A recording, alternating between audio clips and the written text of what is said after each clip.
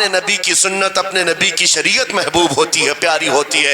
اے نوجوانوں، میرا آخری میسج یہ تقریر کا سن لو، اگر تمہارے سینے حضور کے لیے تیار ہیں اور قربان ہونے کو تیار ہیں، میں گردنیں نہیں مانگ رہا، میں نہ سر مانگ رہا ہوں، نہ تمہیں قتل ہونے کے لیے بات کر رہا ہوں، بات صرف اتنی ہے، اگر سچی محبت کرتے ہو دنیا کے ان واہیات کو اپنے سینوں میں جگہ ہرگز نہیں دو گے۔ تم ان خرافات کو، ان برائیوں کو جس کی لت تمہیں پڑی ہوئی ہے، گانے 24 گھنٹے کانوں میں بج رہے ہوں، صبح شام تمہارے گھروں پر میوزک کی دھن بج رہی ہو، یہ تمام چیزیں تم گھر سے نکال کر پھینک دو اور پھر کہو مجھے میرے نبی سے محبت ہے تو ان کے نغمے سنوں گا۔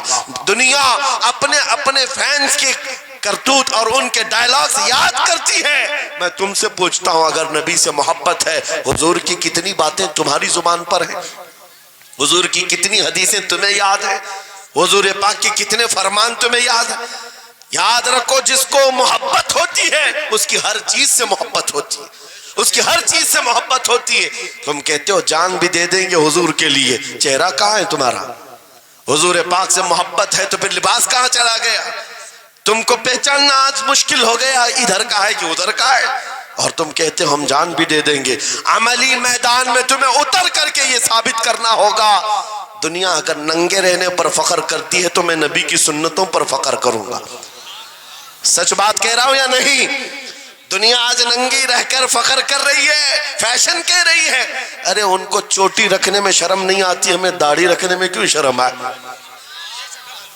کسی کو بالیاں پہننے میں، چوڑیاں پہننے میں شرم نہیں آتی۔ آج کئی نوجوانوں کو دیکھا ہے وہ پتہ نہیں مرد سے کیا بن گئے، تیسری مخلوق بن گئے، پھر بھی انہیں شرم نہیں آتی، اور تمہیں حضور کی سنتوں پر کیوں شرم آئے؟ بس بات یہ ہے سچی محبت کرو۔ ایک سوال کرتا ہوں آپ سے، اگر دنیا حضور کے غلام کہے آپ کو تو آپ کو برا لگے گا؟ کسی کو برا لگے گا؟ ارے بلکہ ہم تو یہ کہتے ہیں دنیا ہمیں پہچانے تو حضور کے دربار کا کتا کہہ کر پہچانے، سکے طیبہ سب کہہ کر کے پکارے بے دم، یہی رکھی ہو میری پہچان مدینے والے۔ ہم تو دعائیں کرتے ہیں کہ دنیا ہمیں حضور کے دربار کا کتا کہہ کر پہچان، ہمیں اعتراض نہیں، برا نہیں، بلکہ ہم تو زندگی کی سعادت سمجھتے ہیں۔ اگر تمہیں برا نہیں لگتا حضور کی غلامی پر، اور کوئی غلام رسول کہہ کر پکارے برا نہیں لگتا، آ جاؤ کھل کر کے غلامی کرو، کھل کر غلامی کرو۔ آؤ حضور پاک صلی اللہ تعالیٰ علیہ وسلم کے ان بتائے ہوئے خطوط اور راستوں پر چلتے ہیں، ہم پھر اسی راستے سے اپنا کھویا ہوا وقار حاصل کر سکتے، اپنی کھوئی ہوئی عزت حاصل کر سکتے۔ عجب چیز ہے لذت آشنائی۔ گفتگو ختم کرتا ہوں اس بات پر، تھوڑی سی بات رہ گئی۔ امام اعظم ابو حنیفہ رحمۃ اللہ علیہ کے پاس کوئی شخص آیا اور کہا کہ سنا ہے مومن صادق، سچا مومن عاشق رسول جب دنیا سے جاتا ہے اس کی روح نکالنے کا طریقہ الگ ہوتا ہے، اور ایک بدبخت گنہگار یا کافر و مشرک کی روح نکالنے کا درد الگ ہوتا ہے۔ روح نکالنے کا فرشتہ ایک ہے، دونوں کی تکلیف الگ کیوں ہے؟ آپ کو شارٹ کٹ جواب دیا گیا اس آنے والے شخص کو۔ امام نے کہا جا سورہ یوسف پڑھ لے تجھے سمجھ میں آ جائے۔ وہ بندہ گیا سورہ یوسف پڑھا، کہا اس میں تو موت کا کہیں ذکر نہیں، کیسے نکالی جاتی؟ کہا پھر پڑھ کے آ، پھر پڑھ کے آیا، کہا اس میں کہیں ذکر نہیں۔ کہا کیا پڑھ کے آیا؟ اس میں تو یوسف و زلیخا کا قصہ ہے، حضرت یوسف علیہ السلام کا پورا واقعہ ہے۔ کہا کیا یہ واقعہ تو نے پڑھا کہ زلیخا یوسف علیہ السلام پر ایسی فریفتہ ہو گئی، محبت میں فدا ہو گئی کہ ایک دن سارے شہر کی عورتوں کو دعوت پر بلایا اور سب کے ہاتھوں میں لیمو دیا اور چاقو دیا۔ یوسف علیہ السلام ایسے حسین و جمیل تھے جو ایک بار دیکھتا تھا ٹکٹکی باندھ کر پلکیں جھپکانا بھول جاتا تھا، ان کا حسن ایسا تھا۔ زلیخا نے یوسف علیہ السلام کو تیار کر کے اس وقت بلایا جب ساری عورتیں محل میں بیٹھی ہوئی تھی، سب کے ہاتھوں میں لیمو اور چاقو، یہ قرآن پاک میں موجود ہے۔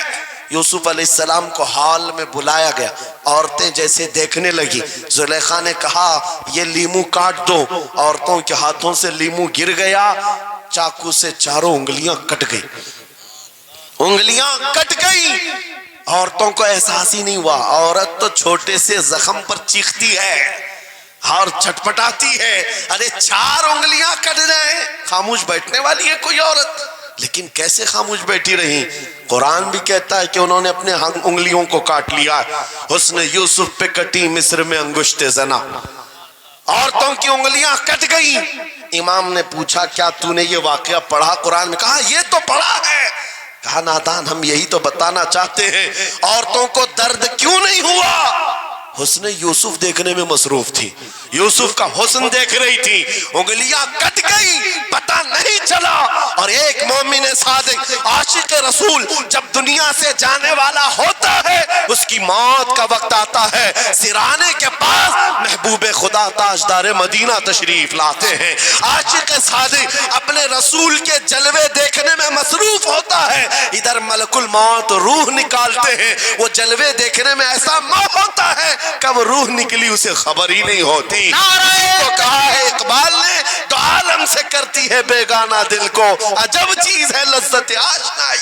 واہ, نعرہ تکبیر, نعرہ رسالت, مسلک اعلی حضرت اسی مفتی لیے سلمان اظہری صاحب قبلہ. میں یہ کہتا ہوں وہ چیز اگر آ گئی موت سے بھی ڈر نہیں لگتا, روح نکلنے سے بھی ڈر نہیں لگتا, کیونکہ جو پاس میں دولت ہے وہ لذت آشنائی ایسی لذت ہے جس کو پانے کے بعد اچھے اچھوں کو ہم نے دیکھا وہ پھندوں پر بھی جھول گئے ہیں, پھانسیوں پر بھی چلے گئے ہیں. مراد آباد کے کفایت علی کافی رحمت اللہ تعالی علیہ کو کون نہیں جانتا.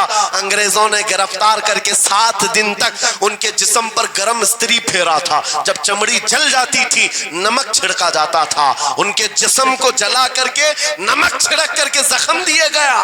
لیکن کبھی آپ کے استقامت میں ذرا برابر بھی لغزش نہیں آئی, وہ ٹس سے مس نہیں ہوئے. کیوں؟ ان دردوں کو جھیلنے والا کون ہوتا ہے؟ چمڑی جل جائے پھر نمک چھڑکا جائے اور برداشت کر کے کون کھڑا رہتا ہے؟ بس وہی کھڑا رہتا ہے جسے لذت آشنائی ملی ہو. عجب چیز ہے لذت آشنائی. اخیر میں انگریزوں نے کہا اب بھی تمہارے پاس وقت ہے, ہفتہ بھر تکلیف دینے کے بعد کفایت علی کافی سے بدل لو اپنے فتوے, بدل لو اپنی زبان کو, آ جاؤ ہماری جماعت میں, حکومت میں کوئی عہدہ مل جائے گا, منصب مل جائے گا, وزارت مل جائے گی. کفایت علی کافی نے کہا اتنا سستا دین نہیں ہے میرا, اتنا ہلکا دین نہیں ہے. لذت آشنائی جو ملی ہے یہ بیچی نہیں جاتی. انگریزوں نے کہا پھر تیار ہو جاؤ, پھانسی کا پھندا تمہارے لیے تیار ہے. آپ نے مسکرا کر کہا اس دن کا تو انتظار ہے, اس دن کا تو انتظار ہے. اسی لیے میں کہتا ہوں مومن کے لیے موت حادثہ نہیں, ان کے لیے حادثہ ہے جن کے مرنے کے بعد جلنا ہے جلنا ہے جلنا ہے. مومن کے لیے موت تو تحفہ ہے. ادھر آنکھیں بند ہوئی ادھر مصطفیٰ کی زیارت ہوئی ہے. کفایت علی کافی پھانسی کے پھندے کے قریب بھی چلے گئے. اچھے اچھوں کو دیکھا گیا ہے تاریخ میں جس کی آخری وقت پھانسی کا وقت قریب آتا ہے اس سے پوچھا جاتا آخری کوئی خواہش ہے. کئی لوگوں نے کیا کیا پوچھا ہے, میٹھا کھانے کی خواہش, کسی کو بریانی کھانے کی خواہش, کسی کو ٹماٹر کھانے کی خواہش, کسی کو ماں باپ دیکھنے کی خواہش, کسی کو بیوی سے ملنے کی خواہش, کوئی وراثت کی جائیداد کی وصیت کرنا چاہتا ہے.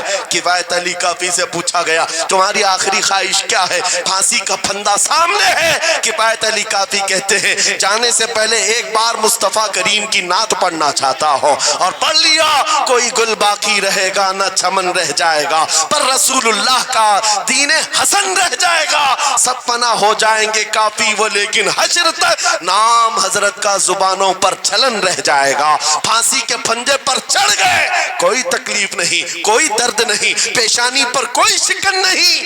اسی چیز کو میں پھر کہتا ہوں اور گفتگو ختم کرتا ہوں, تو عالم سے کرتی ہے بیگانہ دل کو, عجب چیز ہے لذت آشنائی. آؤ مانگتے ہیں وہی لذت آشنائی بارگاہ الہی میں, عرض کرتے ہیں مولا کچھ ایسا کر دے میرے کردگار, آنکھوں میں ہمیشہ نقش رہے روئے یار آنکھوں میں. انہیں نہ دیکھا تو کس کام کی ہیں یہ آنکھیں کہ دیکھنے کی ہے ساری بہار آنکھوں میں.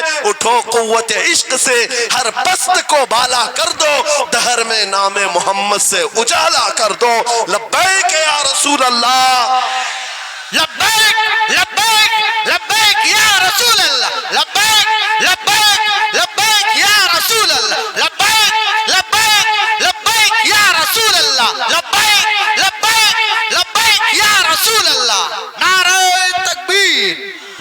نعرہ رسالت. بس ہماری گفتگو ہو گئی، لیکن مجھے ابھی یہ اطلاع ملی کہ اس علاقے میں مرشد گرامی حضور تاج الشریعہ رحمت اللہ تعالی علیہ نے مدرسے کی سنگ بنیاد رکھی. اس عاشق رسول فنا فی الرسول نے اپنے ہاتھوں سے جس کی بنیاد رکھی ہے، میرے عزیزو